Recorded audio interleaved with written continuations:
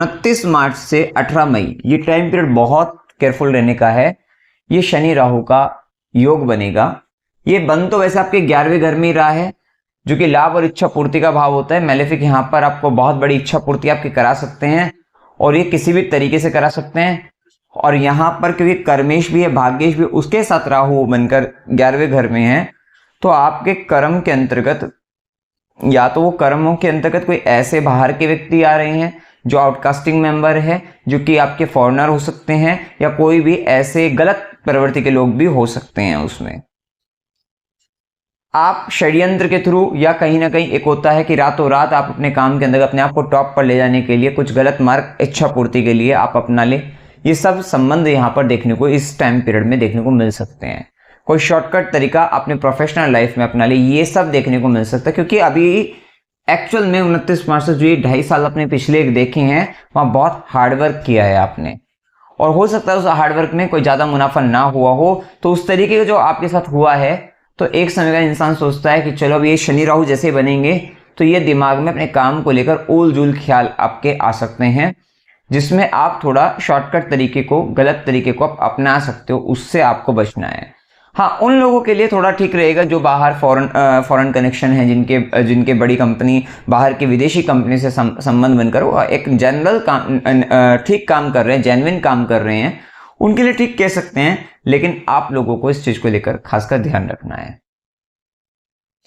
यहां पर कहीं ना कहीं पिता के कारण, गुरु के कारण भी जो आपको यह कुछ बता रहे हैं, समझा रहे हैं, या धर्म के, क्योंकि यहां पर धर्म का स्वामी आपका राहु के साथ 11वें घर में गया है। आप अपनी इच्छा पूर्ति को करने के लिए हो सकता है धर्म विरोधी हो जाएं, गुरु विरोधी हो जाएं, नीति नियम कायदों के विरोधी हो जाएं। ये होने की संभावना इस पर्टिकुलर टाइम पीरियड पे बनती है 29 मार्च से 18 मई के बीच में। ये बात का ध्यान आपको रखना पड़ेगा, क्योंकि कभी भी कोई भी ऐसा मैलेफिक कॉम्बिनेशन अगर आपको देके जा रहा है, वैसे भी 11वें घर में जहां इच्छा पूर्ति है वो दंड का भी भाव यही होता है। यहीं से ही आपको दंडित भी किया जाता है और हमारी इच्छाएं हमारे को पनिशमेंट के रूप में, हमें पनिशमेंट भी मिलता है। कोई भी इच्छा बिना पनिशमेंट के नहीं होती, पनिशमेंट हमेशा मिलता है। और जितनी बड़ी यहाँ पर शनि राहु के प्रभाव में मैलेफिक हैं, और ये आपको जितना ज्यादा अगर आप कुछ गलत करते हो तो उसका बहुत बड़ा दंड आपको भुगतना पड़ सकता है। तो उस चीज को लेकर संभल कर चलना है, गलत काम करने से बचना है। तो अब यहाँ ये स्थिति आपको देखने को मिलेगी। ये पिता, गुरु, धर्म और साथ ही फादर की फैमिली का भी इन्वॉल्वमेंट यहाँ पे आपके गेन प्रॉफिट को लेकर वहां पर हो सकता है। वे लोग भी समझाएं किसी तरीके से, या कहीं ना कहीं उसका भी एक संबंध देखने को आपको मिल सकता है।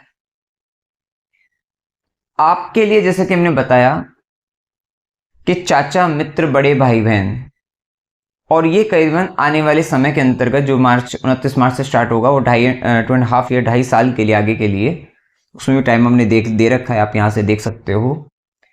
ये टाइम पीरियड पर जैसा कि मैं बताया, उनकी जिम्मेदारी, रिस्पॉन्सिबिलिटी आपके ऊपर आएगी। साथ ही उनको, क्योंकि ये संबंध है ना मीन राशि के अंतर्गत बनेगा, आपको बहुत कुछ उनको देना पड़ेगा। और यहां पर उनको आप देने के अंतर्गत अगर हम देखें तो हो सकता है कि कुछ किसी तरीके का जो आपने काम किया है उसके अंदर जो उनका प्रॉफिट बनता है, या आपका खुद का भी प्रॉफिट कहीं ना कहीं उनको कुछ देना पड़ सकता है, कुछ शेयर करना पड़ सकता है, इनकम का कुछ परसेंटेज आपको शेयर करना पड़ सकता है, ऐसा हो सकता है। साथ ही शनि मीन के अंतर्गत यहाँ 11वें घर में चाचा, मित्र, बड़े भाई बहन को कोई शूज अगर उनको जरूरत है, इस तरीके की स्थिति आपको उनकी दिखती है तब, अदरवाइज बेडशीट हो गई, या कोई भी मतलब यहाँ पर मीन राशि शैया की होती है, तो यहाँ पर कोई अगर बेड की बात करे, चटाई की बात करे, इस तरीके की कोई चीज आप उनको दिलवा सकते हैं, दे सकते हैं। वो कुछ एक ऐसे संबंध, या आप अपने आप से समझ सकते हैं कि शनि मीन राशि में क्या क्या चीजें और बना सकते हैं। तो कहीं ना कहीं चाचा, मित्र, बड़े भाई बहन के द्वारा ये सब चीजें आपसे मांगी जा सकती है, क्योंकि ग्रह कहीं ना कहीं जब भी किसी पोजीशन पे होते हैं तो वो आपसे ऑटोमेटिक पहले परेशान करने की बजाय पहले आपसे अपना जो भी कुछ लोग लेने आते हैं वो आपसे मांग लेते हैं। और वो रिश्ते संबंधी नाते जो भी हमारे आसपास लोग दिखते हैं वही हमसे उस प्लेनेट के रूप में आते हैं और वो लेकर जाते हैं।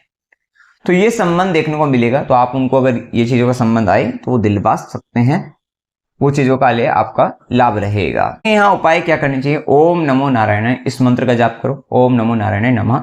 शनि राहु के पीरियड में ये जो टाइम पीरियड है इसमें इस मंत्र का जाप या विष्णु सहस्त्रनाम स्तोत्र सुन लो, करते रहो, ये करते रहना।